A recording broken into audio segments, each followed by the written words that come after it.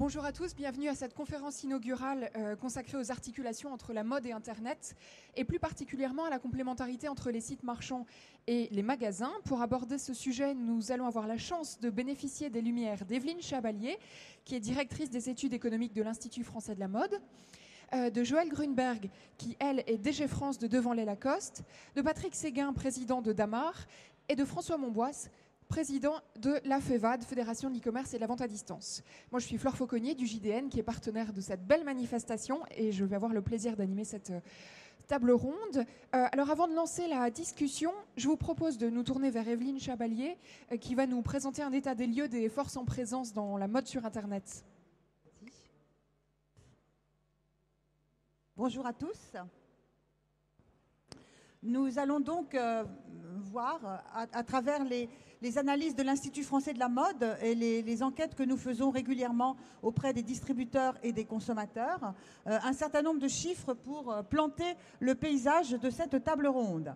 Alors tout d'abord, oui, la mode se vend bien sur Internet, puisque en 2006, la part des ventes de mode sur Internet n'était que de 2,4%. En 2013, elle est passée à 13%. Après, finalement, un deuxième semestre 2013 qui était un semestre de consolidation, le premier semestre 2013 ayant été en forte hausse. Et le premier semestre 2014 s'annonce également très bon, puisque nous atteignons maintenant les 14%.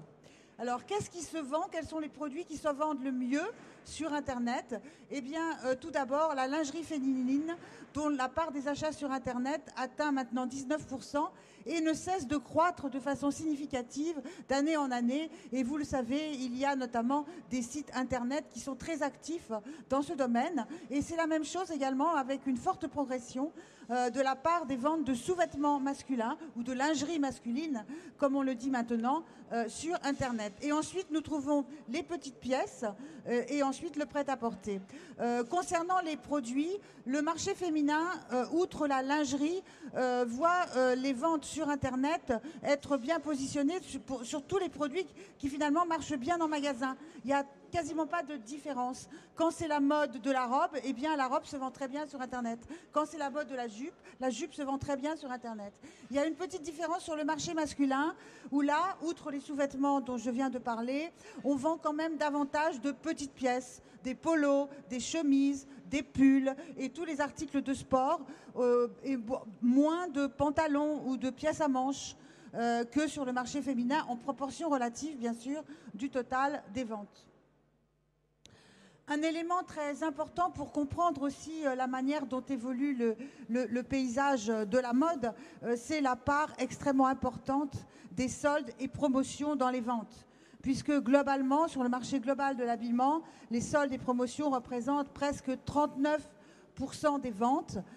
Cette part des prix barrés n'a pas véritablement progressé au cours notamment du premier semestre 2014 en raison de la mauvaise tenue, comme vous le savez, des soldes de l'été 2014, avec un mois de juillet qui a été catastrophique. Ça n'a pas été le cas du tout sur Internet, où on a la poursuite de la croissance du poids des prix barrés dans l'ensemble des ventes, puisque les prix barrés représentent maintenant 58% de l'ensemble des ventes sur Internet, de mode sur Internet.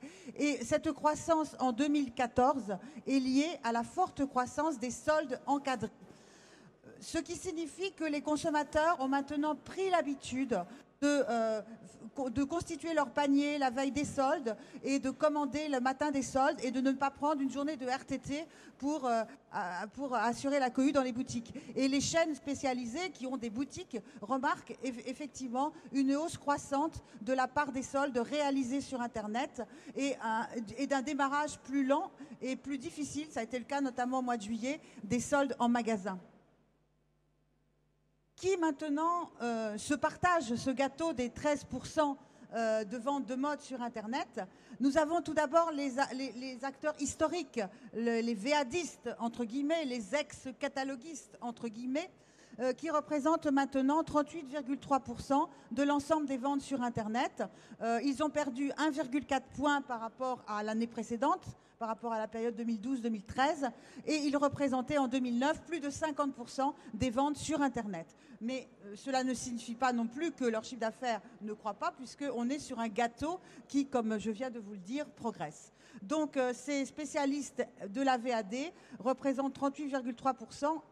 Et ils sont talonnés de plus en plus par les enseignes ayant un réseau de magasins, c'est-à-dire les Click & Mortars, qui maintenant représentent 34,3%. Ils ont pris exactement 1,4 points d'une année sur l'autre. Donc on voit bien qu'il y a eu un transvasement entre les VADistes et ces Click & Mortar, alors que les pure players, qui représentent 27%, sont finalement stables. On a des pure players dont la presse se fait l'écho, qui croissent, et notamment des sites étrangers, enfin des sites d'origine étrangère qui croissent sur le marché français. Mais à côté de ça, on a aussi beaucoup de difficultés de rentabilité pour certains sites. Donc on a une multiplication des sites, mais la rentabilité n'est pas toujours au rendez-vous, et certains se créent, d'autres disparaissent, et au total, finalement, leur part de marché est stable, ce qui signifie qu'ils profitent aussi de la croissance, bien entendu, des ventes sur Internet. Concernant les Click & Mortars, sur ce 34%, les chaînes spécialisées représentent la grande majorité, puisque c'est 27%. Les enseignes de sport, dont le leader Decathlon, font ensemble 4,5%, et nous avons les grands magasins qui ne représentent aujourd'hui que 2,7% de cet ensemble, sachant que les grands magasins français sont partis très tardivement sur Internet, comme vous le savez. Pour terminer, nous avons cette poussée des ventes en ligne chez les Click & Mortars s'accompagne d'une croissance de la part des ventes réalisées en ligne dans le chiffre d'affaires de ces acteurs qui sont en grande partie des chaînes spécialisées, comme je viens de vous le montrer.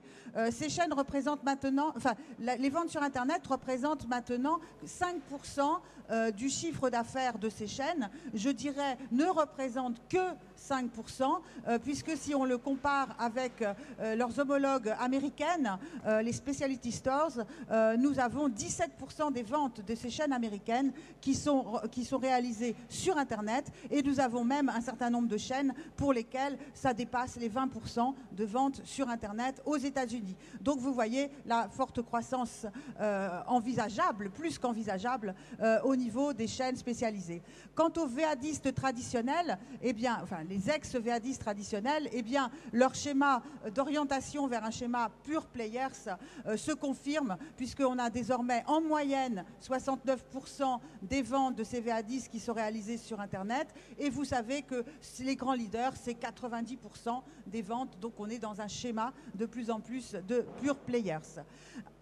Pour terminer, si les Click & Mortars petit à petit rejoignent la situation américaine, qui ne cesse de croître du reste, puisque ces 17% n'étaient que 15% l'année dernière dans la part des ventes sur Internet dans des chaînes américaines, eh bien nous avons en quelques années, à quelle échéance, nous avons plus de 1,3 milliard qui vont aller sur Internet au détriment des magasins. C'est clair, puisque nous sommes sur un marché qui est globalement stable au niveau qui a beaucoup au niveau du marché de la mode.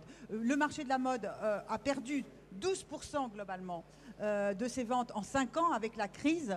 L'année 2014, à fin août, nous étions stables. Donc c'était quand même une rupture par rapport au schéma antérieur. Mais comme vous le savez, l'été indien a considérablement détérioré les résultats au mois de septembre. Et nous sommes à une légère baisse des ventes totales, alors que les ventes sur Internet ont cru de plus de 13% sur cette même période. Donc 13% de croissance par rapport à un marché global qui stagne, voire régresse légèrement. Merci beaucoup Evelyne. Alors on le voit, ce sont surtout les Click & Mortar qui progressent sur Internet. Ceci dit, le web est souvent leur seul canal en croissance. Les réseaux de magasins peuvent aussi être surdimensionnés. Et par ailleurs, comme il y a de plus en plus d'acteurs sur ce segment, puisque vous le disiez, c'est un gâteau qui grossit, dégager une marge est aussi de moins en moins aisé. Alors Evelyne, est-ce que selon vous, il y a de la place pour tout le monde? On voit que les VADistes occupent toujours une part majoritaire sur la vente en ligne de de mode et d'habillement. Et est-ce que les rapports de force vont forcément évoluer de la même façon qu'aux États-Unis? Parce qu'effectivement, c'est intéressant de comparer la France et les États-Unis sur les proportions de vente en ligne pour chaque catégorie d'acteurs. Est-ce qu'on est forcément sur le même trend avec simplement quelques années de retard? Non, pas forcément, parce que je pense que la situation américaine est très différente dans la mesure où, de longue date, les grands magasins américains, les chaînes ont toujours fait des catalogues de longue date, ce qui n'a jamais été le cas en France, ce qui fait que les gros catalogues américains ont disparu et il y a très peu de catalogues, enfin de VADistes au sens français du terme.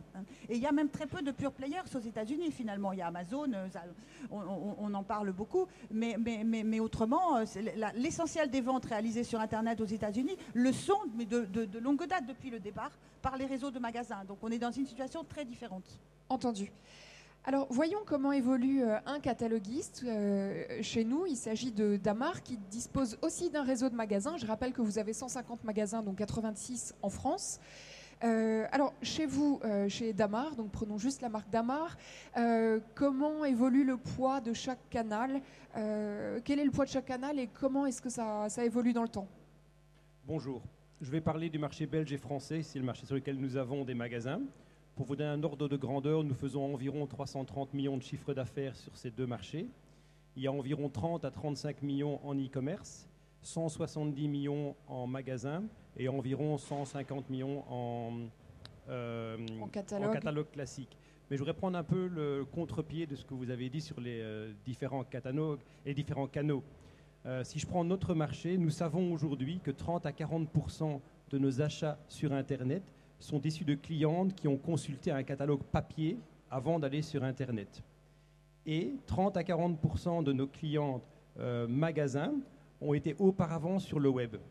Donc quand on parle de vente par canal, je pense qu'il faut prendre un tout petit peu de recul parce qu'on alloue ces ventes à l'emplacement où la vente s'est terminée. Avant cela, le client est allé sur le web avant d'aller en magasin et souvent a été en catalogue papier avant d'aller sur le web. Nous le mesurons et c'est l'importance d'une stratégie qui doit être vraiment omnicanal pour parler au client et lui offrir des solutions quel que soit son lieu d'achat.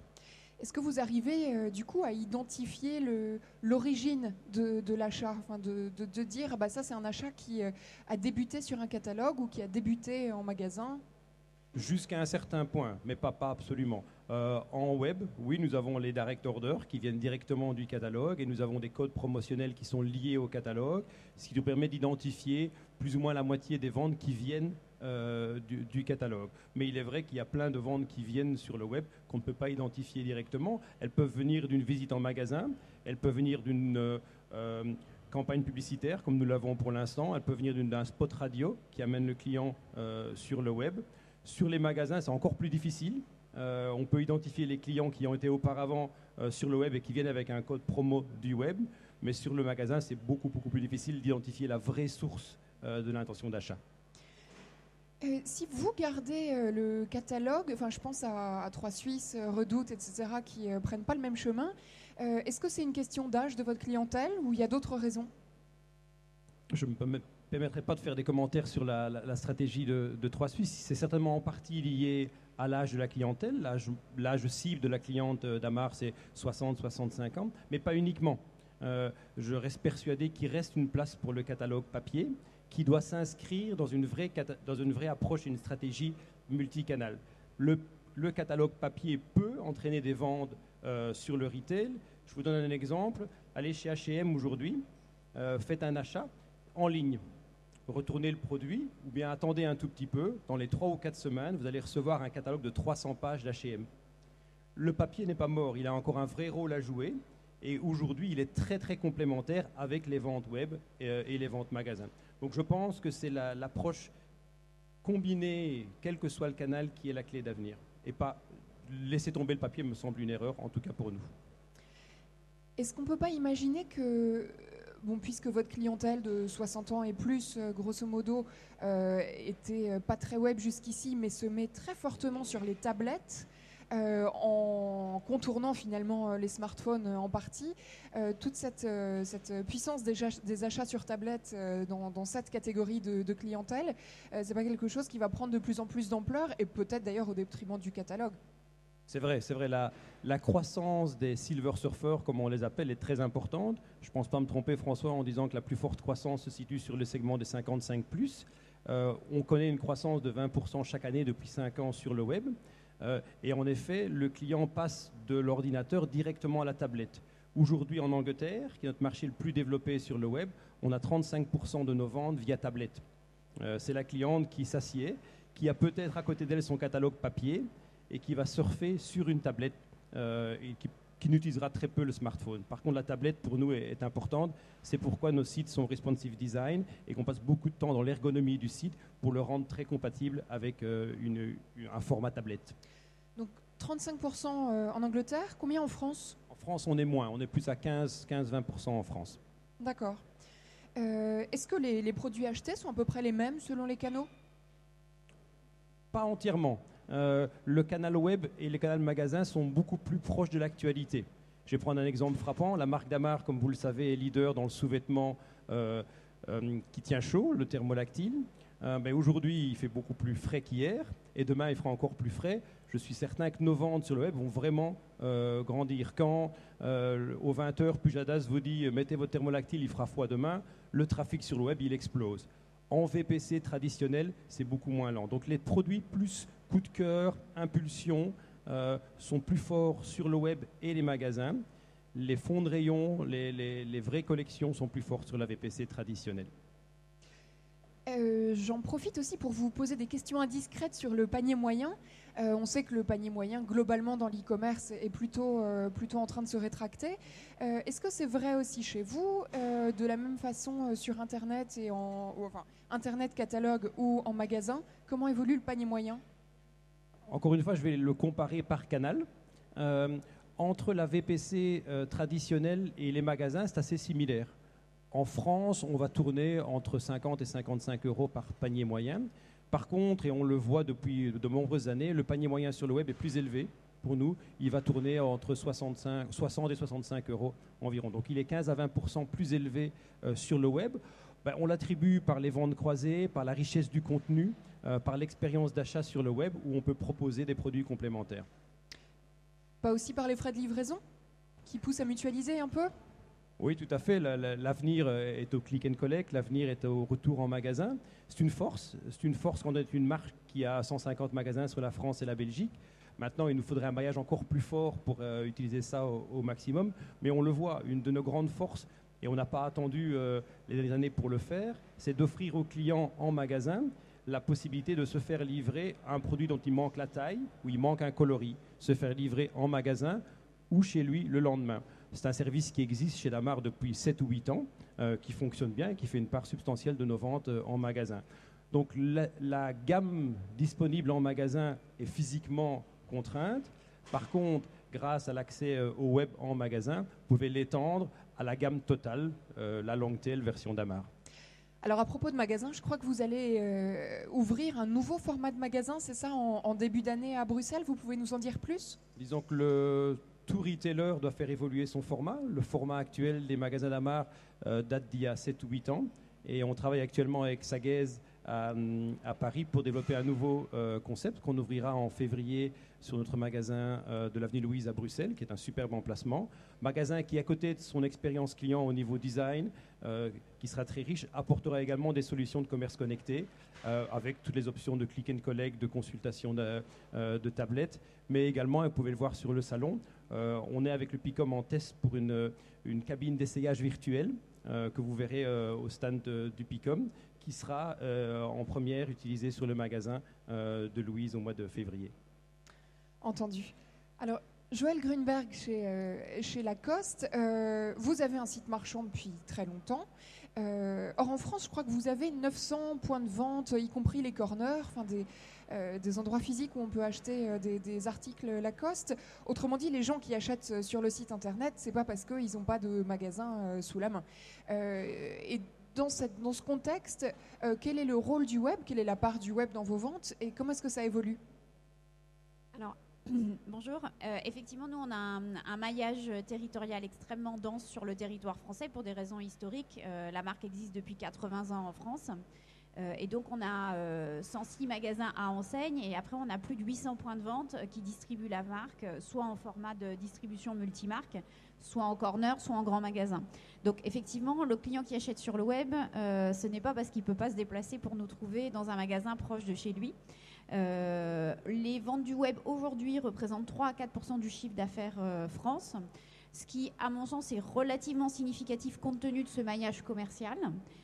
Et pour nous, le web, c'est plutôt on le conçoit comme une stratégie d'ensemble. On a, sur l'année 2014, profondément transformé notre site web.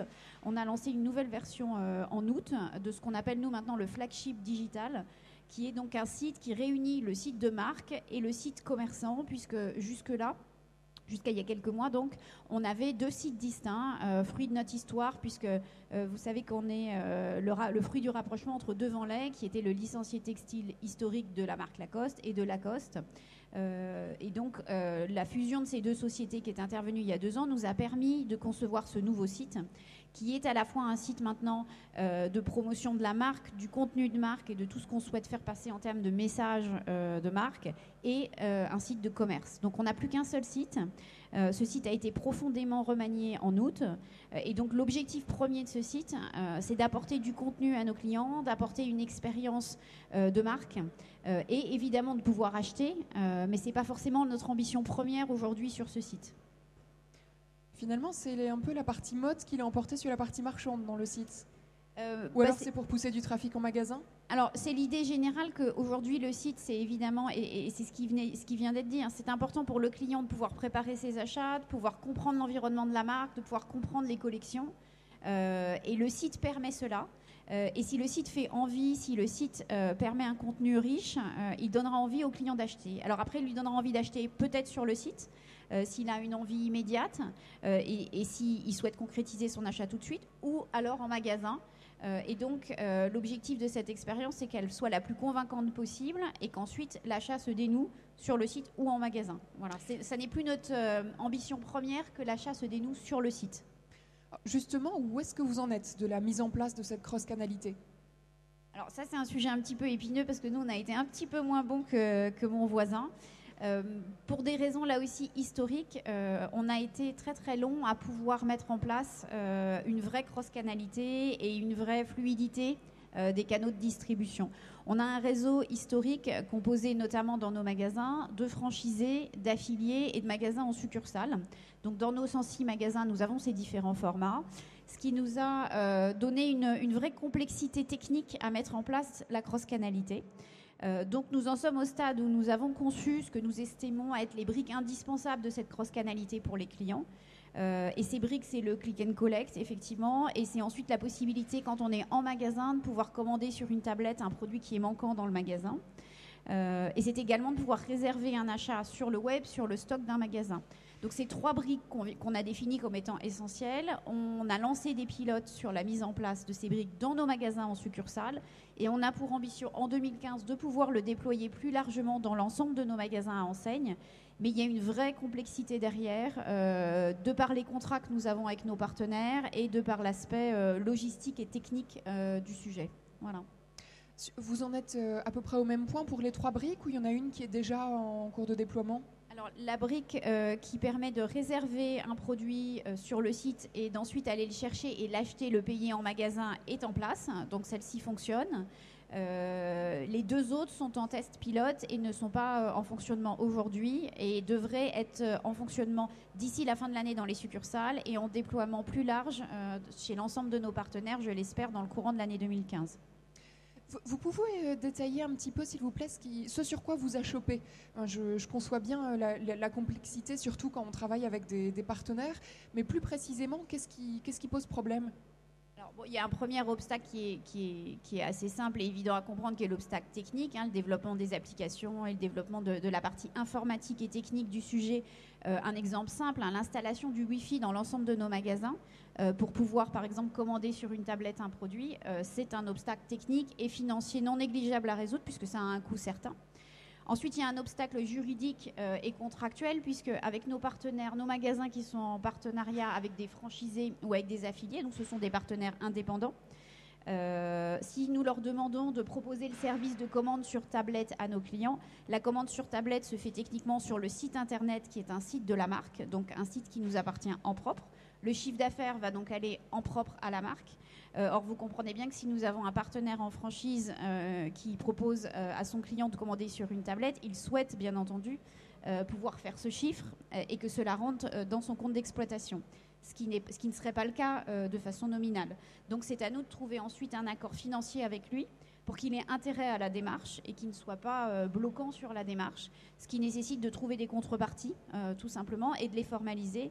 Et nous, notre réseau est aujourd'hui à 2/3 constitué de partenaires, donc c'est véritablement une démarche qui est longue et qu'il faut engager pour pouvoir la mettre en place, et il faut négocier avec chaque partenaire individuellement.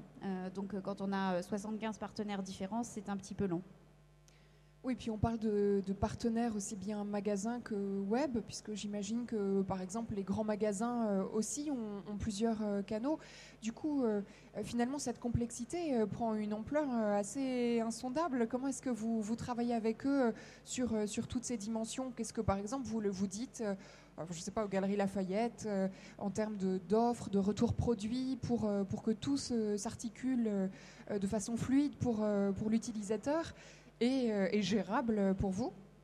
Alors, ce qu'on essaye de faire, alors c'est pas toujours évident à respecter, mais notre logique générale, elle est finalement d'essayer de respecter le maximum de simplicité et d'homogénéité pour le client final. On essaye dans chacune de nos décisions d'entreprise de placer le client au centre de la décision et de se dire est-ce que pour le client c'est cohérent, c'est simple à comprendre et c'est homogène en termes de stratégie et de politique commerciale.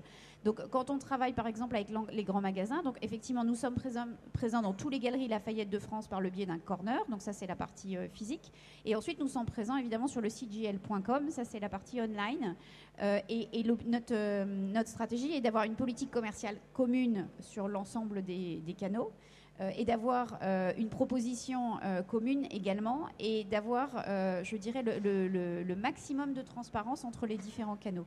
Donc c'est ce qu'on essaye de faire. Pour les grands magasins, je dirais que c'est relativement simple parce que c'est la même équipe. Alors c'est pas la même équipe de direction, mais les négociations pour nous se font avec la même équipe. Donc c'est relativement simple à gérer. Et il en va de même pour le printemps, qui a maintenant un accord avec Place des Tendances, enfin même pas un partenariat capitalistique, hein, oui, voilà, avec Place des Tendances. Donc on adopte la même démarche avec eux. Voilà. D'accord. Petite question panier moyen pendant qu'on est là. Il évolue dans quel sens, online et offline? Alors, nous, en ce moment, sur les derniers mois, on constate plutôt une baisse du panier moyen, mais je dirais qu'elle est plutôt liée, à mon sens, au temps qu'à une tendance générale. On a un même niveau de panier moyen online et offline, qui est relativement élevé, puisque nous, notre panier moyen est à 140 € et il est à 160 € online. Donc, bon, ça ne fait pas une différence énorme. Et donc, nous, notre article moyen, c'est le polo, puisque c'est évidemment notre vente principale, et notre polo historique fait 89 €. Donc, notre panier moyen, il est autour donc, de 140 € et il est plutôt à la baisse en ce moment, mais je l'explique quand même beaucoup par le facteur temps. Evelyne l'a dit tout à l'heure, au mois de septembre, il a fait une température anormalement élevée et donc on a vendu beaucoup plus de polos. Et c'est le cas depuis plusieurs mois, puisque au printemps, cette année également, il a fait un temps particulièrement chaud et doux. Donc je pense qu'il s'agit plus d'un facteur conjoncturel que d'un facteur structurel, enfin je l'espère, tout du moins. Voilà. Et nous, notre mix produit évolue plutôt vers plus d'outwear, plus de pièces à manches, etc., puisqu'on n'en faisait pas du tout historiquement et qu'on les développe. Donc je pense qu'on va plutôt avoir tendance à développer notre panier moyen une fois que le temps aura retrouvé un semblant de normalité, ce qui j'espère ne va pas tarder à arriver. Et malgré le réchauffement climatique. Bien, alors chez Lacoste, chez Devant les Lacoste, que passe le mobile ? Alors, le mobile, aujourd'hui, est assez significatif sur le site. Ça représente 30 à 40% des flux et de la navigation. Donc des visites. Des visites. Après, sur la concrétisation de l'acte d'achat, ça reste relativement marginal. Je pense que c'est en partie lié à des ajustements que nous sommes en train de faire sur le site internet depuis la reconfiguration du site en août. Qui ne s'adapte pas complètement au mobile, et donc les clients ne vont pas forcément complètement au bout de l'acte d'achat. J'espère qu'une fois que ces optimisations seront faites, nous aurons plus de concrétisation sur le téléphone. Alors François Monboise, vous qui à la FEVAD avez une vue très globale sur ce que vivent vos différents adhérents, quelles sont selon vous les grandes tendances à l'œuvre actuellement en matière de rapprochement entre les magasins et le numérique au sens large dans l'habillement? Bonjour, les tendances ont été expliquées par les deux marques, c'est-à-dire que le consommateur veut pouvoir acheter tout le temps les produits qu'il voit, que ce soit en magasin, sur un catalogue ou sur le net. Il veut que ça soit simple, et il veut que quand il commence un parcours d'achat quelque part, il puisse le continuer ailleurs. Par exemple, sur votre smartphone, vous isolez une publicité pour un polo Lacoste d'une couleur qui vous plaît. Si chez vous, vous reprenez votre ordinateur, vous aimeriez bien que ça soit simple et pouvoir le recommencer. Le consommateur veut pouvoir retourner les produits qu'il a commandés qui ne sont pas de la bonne taille un peu n'importe où il veut. Et tout ça, c'est pour plus de fluidité pour le consommateur. C'est très bien pour le consommateur, mais en back-office, comme ça a été expliqué, c'est des chantiers très très lourds. Des chantiers techniques, des chantiers juridiques. Puis il y a un aspect de motivation. Quand vous avez un réseau de magasins dont les ventes plafonnent, voire baissent tout doucement, et que la seule entité commerciale qui monte, c'est le site internet, la motivation des gens en magasin, c'est pas facile. Il faut trouver un moyen, et c'est la tendance de fond, comme l'a dit Evelyne. Chaque année, Internet prend un point. Donc en gros, chaque année, Internet prend un point au magasin, puisque le marché n'est pas bien. Donc il y a une réorganisation de toutes les enseignes textiles pour tenir compte de ça, pour que tout le monde soit motivé et intéressé à ce que le site progresse, parce que les gens sont de plus en plus sur Internet tout le temps, et donc voient un produit sur Internet et ont envie de l'acheter. Et le but des marques, c'est qu'ils l'achètent où ils veulent, quand ils veulent, et que ça soit simple. Toujours sur Internet, y compris en magasin, puisqu'on voit l'utilisation du mobile et du smartphone en magasin qui ne fait que progresser. Est-ce que ça, c'est quelque chose qui inquiète vos adhérents? Est-ce qu'ils arrivent à le prendre en compte dans l'expérience en magasin? Alors inquiète non, mais c'est vrai que c'est un phénomène. Avant, Internet et les magasins étaient un peu séparés. Maintenant, avec le smartphone, Internet arrive en magasin. Et on a des clients, on a fait une étude avec Médiamétrie, 44% des gens qui ont un smartphone déclarent l'avoir déjà utilisé en magasin pour comparer le prix du produit qu'ils voient avec un prix d'un site internet, voire pour montrer aux vendeurs quelque chose. Alors, je ne sais pas si c'est sur le textile en particulier, ça peut être peut-être sur l'électronique ou d'autres produits, mais les cas les plus fréquents, c'est de montrer aux vendeurs le même produit à un prix moins cher sur un site, demander aux vendeurs qu'est-ce qu'il peut faire. Les consommateurs négocient. Ben oui, ils disent j'ai envie d'acheter votre produit et qu'est-ce que vous en pensez? Ce qui a changé en fait, c'est que la connaissance est chez le consommateur. Les gens arrivent en magasin en ayant déjà regardé un polo Lacoste sur internet, ils le connaissent déjà, ou regarder un produit technique, je sors un peu du textile, ils le connaissent déjà et ils comparent cette connaissance avec celle du vendeur. Et ils peuvent effectivement dire voilà, j'ai envie de l'acheter chez vous, mais regardez, ailleurs il est moins cher. D'accord. Et alors, si on reprend, parce que vous disiez effectivement que le marché du textile était en déclin depuis des années, là il est stable apparemment depuis le début de l'année. Les VADistes sont toujours majoritaires, mais ça s'effrite. Comment vous voyez évoluer le poids relatif des catégories d'acteurs? Est-ce que ça va continuer? Est-ce qu'ils sont condamnés?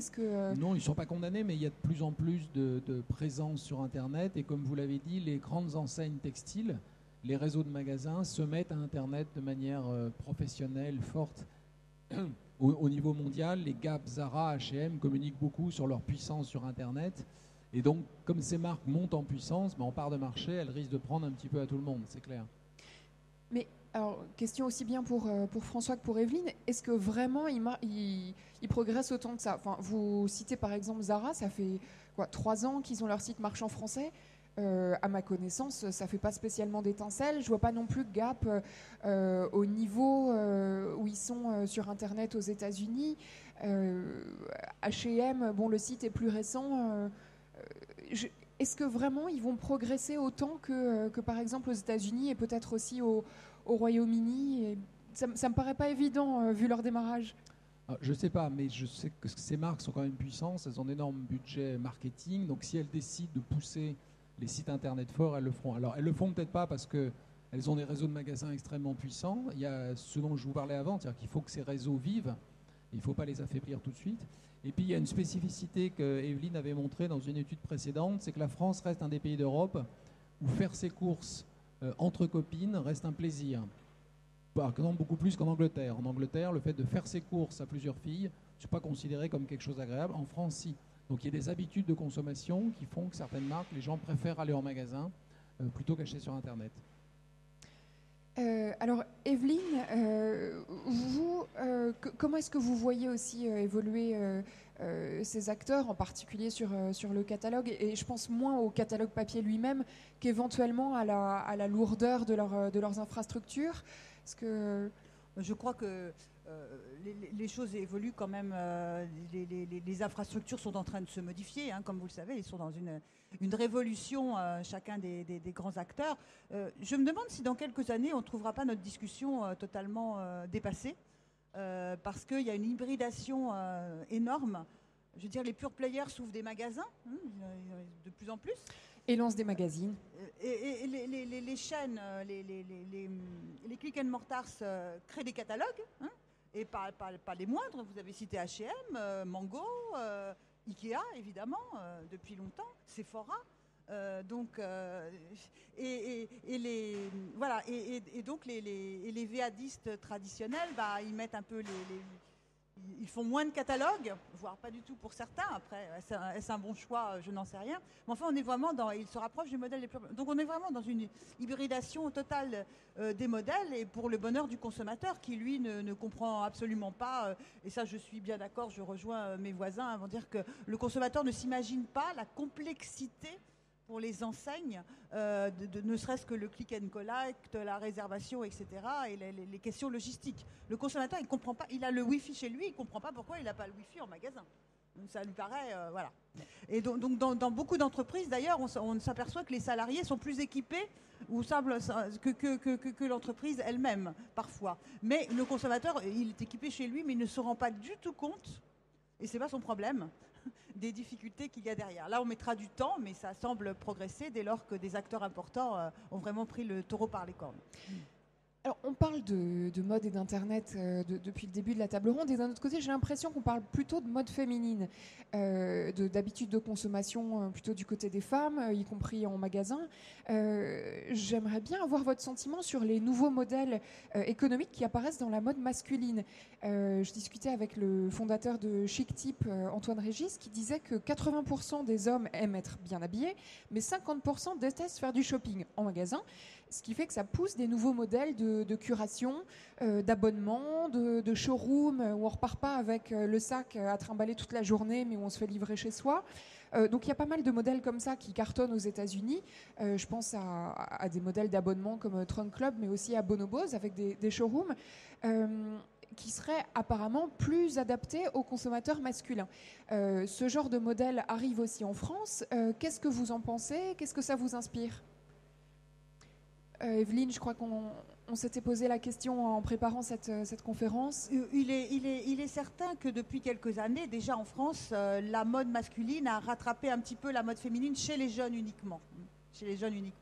Donc on peut se dire que ces jeunes vont vieillir un peu et qu'au fur et à mesure... mais c'est pas si simple que ça, parce que l'homme consomme quand même nettement moins aujourd'hui. Mis à part certaines populations très urbaines, consomment quand même nettement moins que la femme d'une façon générale. Je pense qu'effectivement, des modèles d'abonnement ou des choses comme ça peuvent vraiment fonctionner, parce que l'homme a besoin d'être dans la rassurance. Ils ont encore besoin d'être... Donc c'est pour ça qu'ils vont aussi peut-être un petit peu plus pour le prêt-à-porter dans un magasin, parce qu'il a besoin d'essayer, etc. Mais ces modèles sont intéressants, oui, probablement mieux adaptés. Maintenant, il faut aussi... qu'ils fassent leurs preuves parce que pour l'instant, ce sont des niches. Et comme nous l'avons bien montré tous, la concurrence est vraiment rude, très très rude. Et donc la rentabilité n'est pas toujours évidente. Alors, nous sommes une marque à 85% masculine, puisque Lacoste, c'est quand même une marque qui vend essentiellement aux hommes. Donc c'est vraiment notre catégorie de clientèle. Et donc, ça peut expliquer peut-être aussi ce décalage entre la part des ventes Internet dans l'ensemble chez nous, alors que nous sommes présents sur le web depuis très longtemps par rapport à d'autres acteurs click and mortar, puisque nous sommes vraiment essentiellement en mode masculine. Mais c'est vrai que je rejoins Evelyne sur ce trait particulier de la clientèle masculine. Nous, ce qu'on constate, c'est une très très forte fidélisation de la clientèle.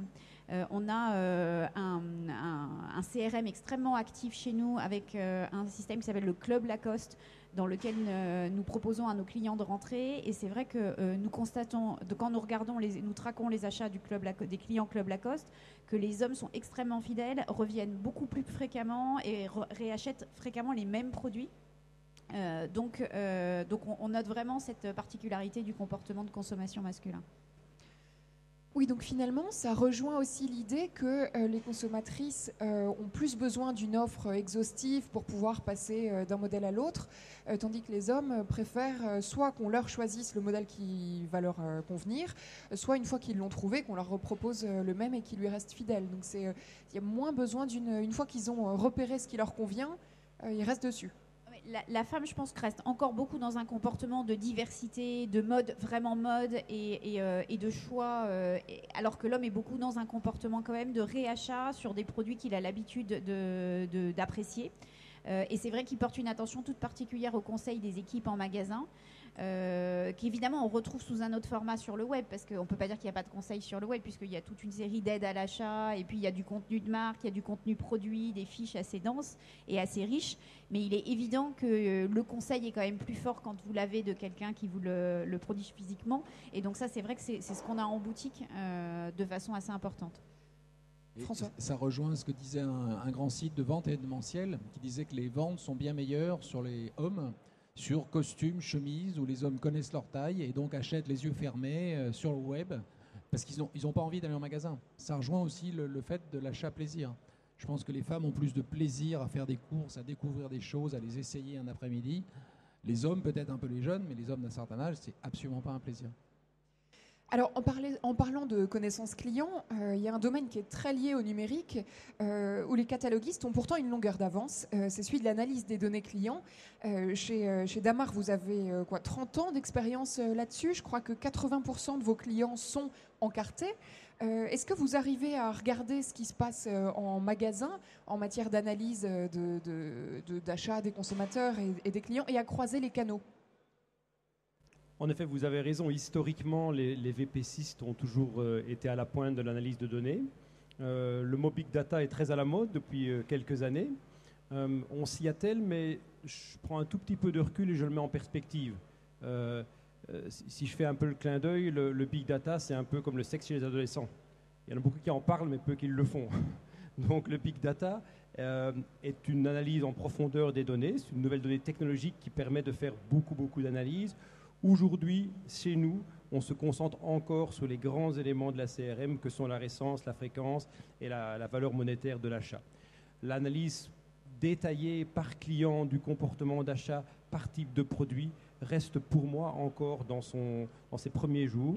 Oui, nous avons des offres ciblées et personnalisées sur le web, mais pouvoir traduire l'utilisation du big data en magasin, ça reste encore aujourd'hui dans notre entreprise au stade expérimental. Ça se fait sur le web, en magasin encore très peu. Alors, Joël Grunberg, sur cette question, je crois que vous êtes en train d'unifier les bases clients des différents canaux. Expliquez-nous un petit peu pourquoi vous faites ça et pour faire quoi ensuite ? Nous, on a mis en place au niveau groupe un programme avec une vraie ambition CRM. Je le disais tout à l'heure, on a développé sur le marché français un programme de fidélité client depuis de nombreuses années qui fonctionne extrêmement bien et dont on a prouvé l'efficacité pour résister à la baisse du trafic en magasin qui est aujourd'hui, du fait de la montée d'Internet notamment, qui est une des principales difficultés qu'on retrouve dans le réseau physique, le fait d'avoir de moins en moins de clients qui passent la porte des boutiques. Et donc pour résister à ça, on travaille à dynamiser et à activer de plus en plus nos fichiers.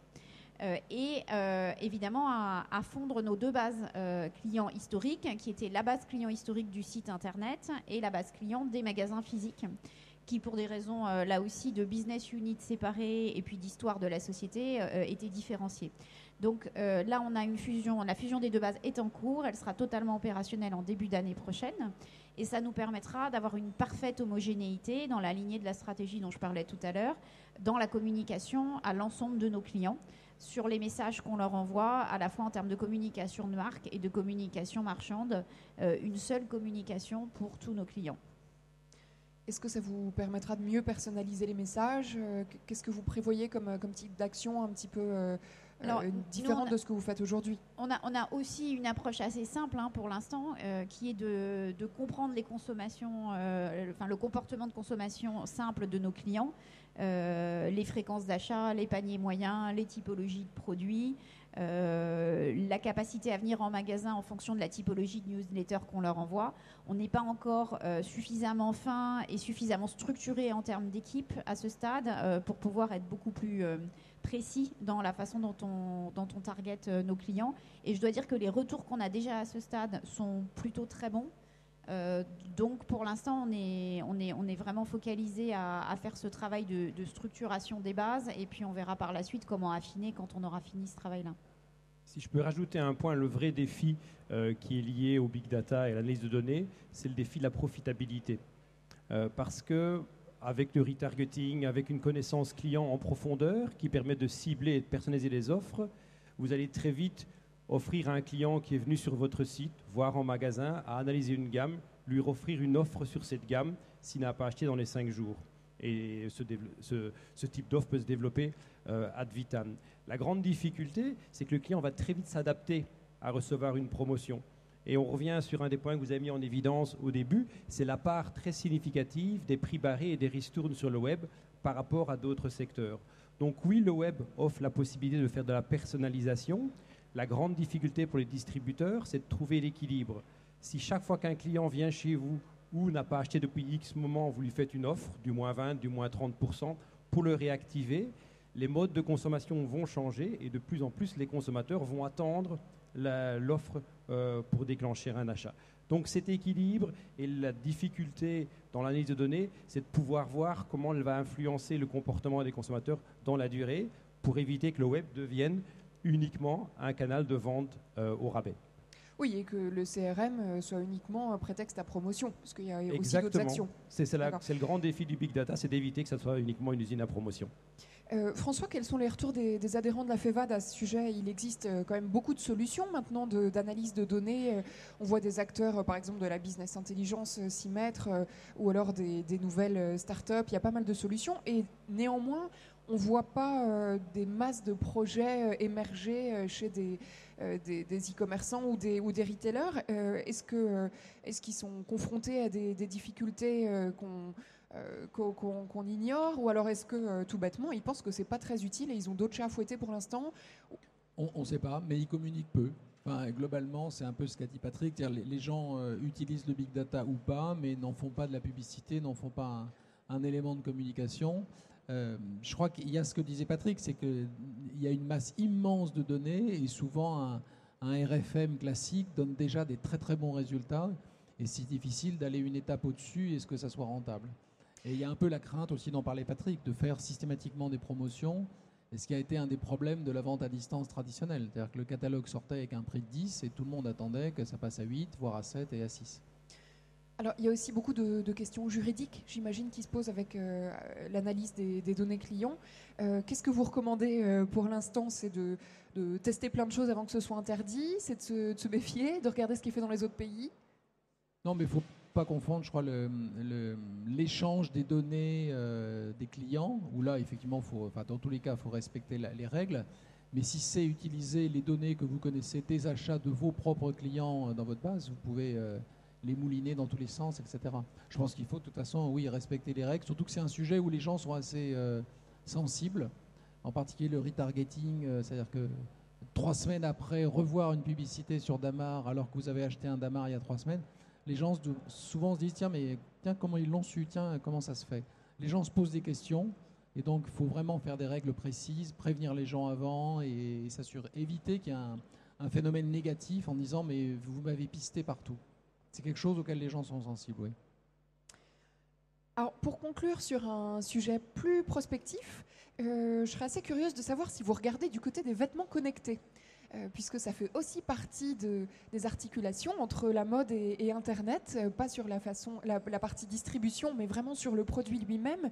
Alors, Joël Grunberg, chez Devant les Lacoste, est-ce que c'est un sujet qui vous intéresse et si oui, à quel point de vue? Alors, nous, c'est un sujet qui nous intéresse et sur lequel on a démarré un chantier avec une start-up qu'on s'apprête à rencontrer qui est spécialisée sur le sujet. Je dirais que ça nous intéresse plus parce qu'on veut être perçu comme étant leader et innovant sur le polo qui est notre catégorie clé et donc on a le souhait de pouvoir proposer des innovations importantes sur cette catégorie et que comme un sujet qui va nous permettre de développer des quantités de chiffre d'affaires supplémentaires. Voilà.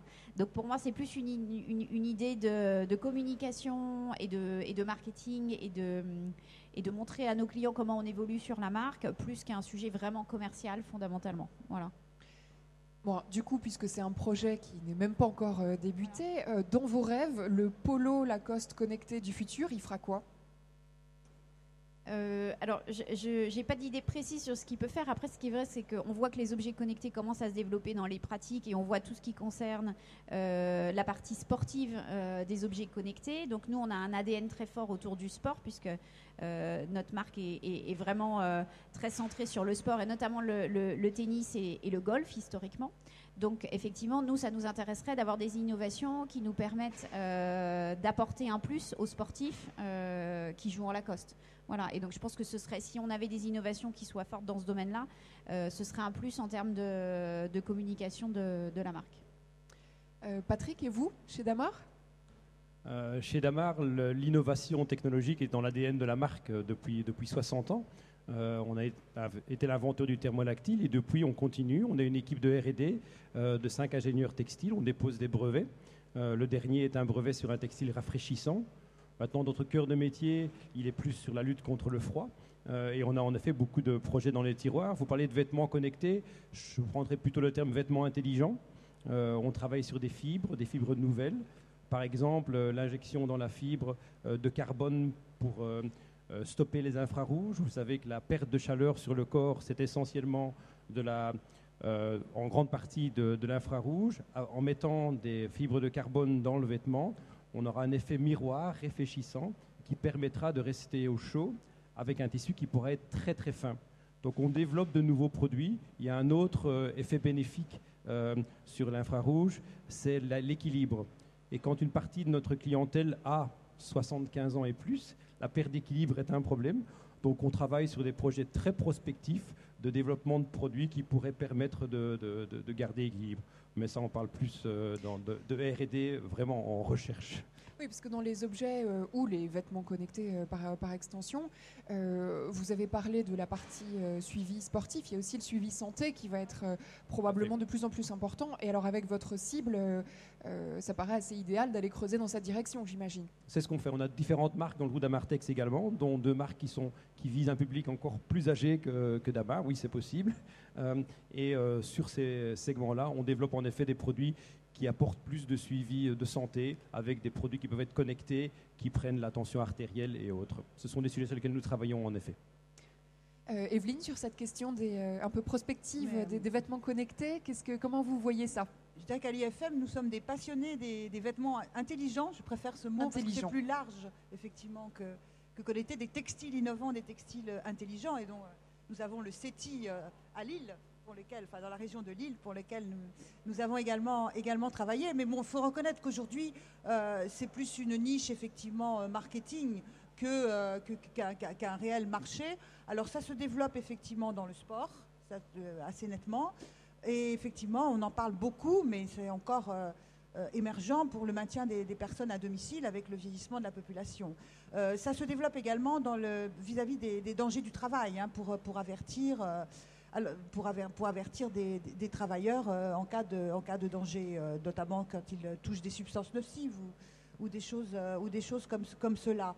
Je dirais que le problème aujourd'hui, c'est l'entretien, bien évidemment, et c'est également le chargement.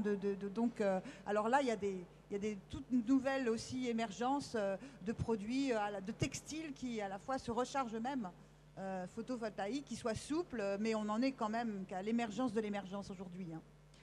Entendu, merci beaucoup. Nous allons prendre quelques questions de la salle puisqu'il nous reste 5 minutes. Est-ce que quelqu'un parmi vous a une question à poser à l'un de nos intervenants ?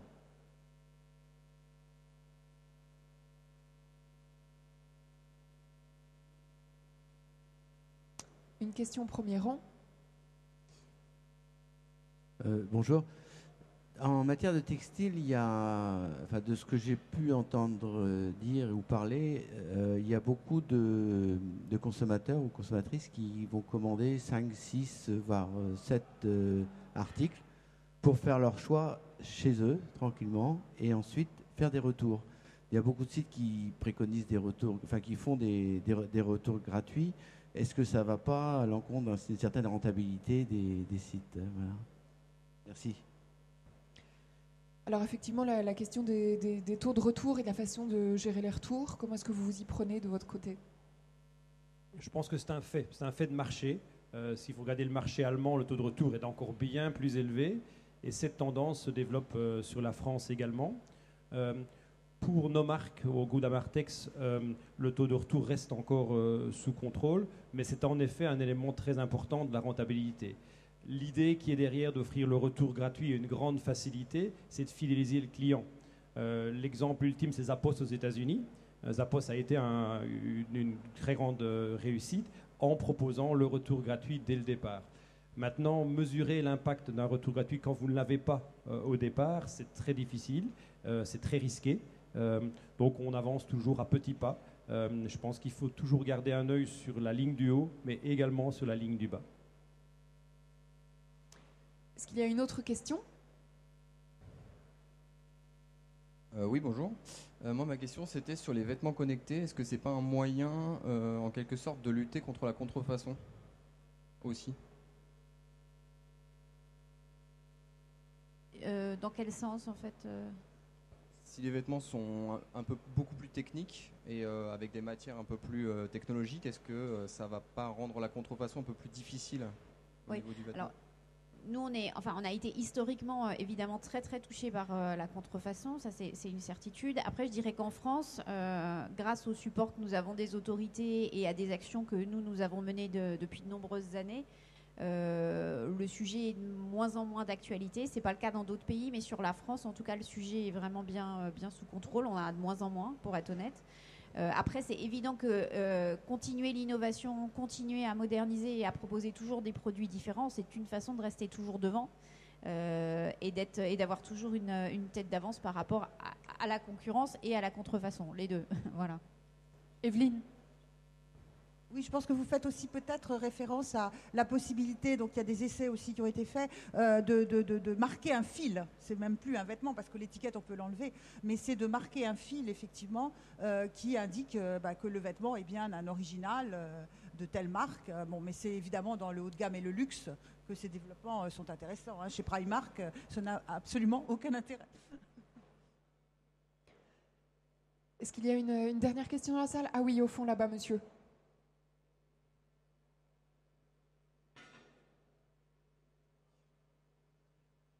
Bonjour.